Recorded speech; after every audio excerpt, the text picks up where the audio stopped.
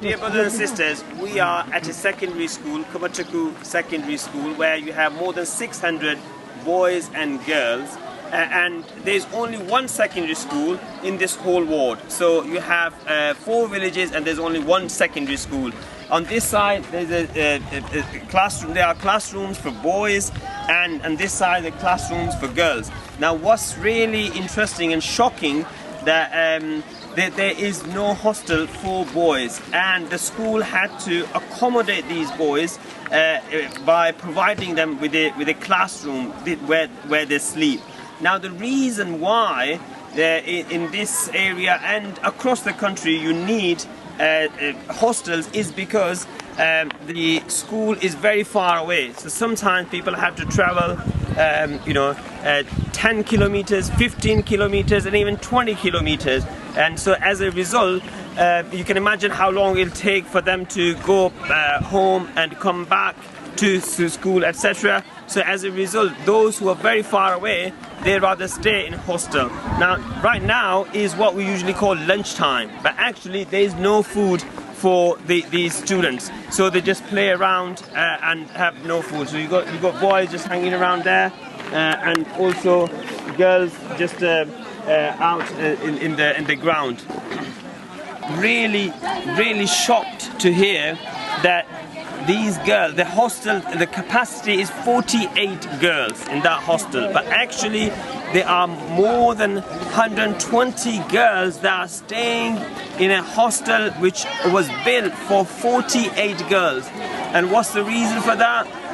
The reason for that is that actually there is no hostel for them.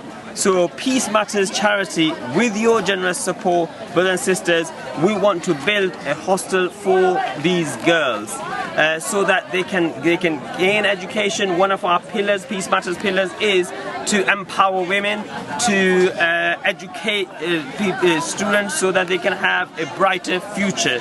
And we need your generous support, brothers and sisters. You see behind me the students queuing up to get food.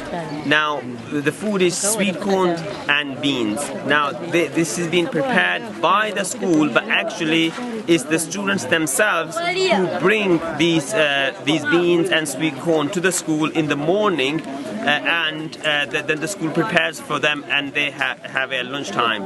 But there are 600 students here, but only a few of them are here because it's only those students that have brought food with them, that have brought beans with them, that they have the access to this food. Otherwise the parents or the students that do not bring anything because they cannot afford, then sadly they don't have any lunch throughout the day. And what's also interesting, that what you see now is what these teenagers will be having during Ramadan as well.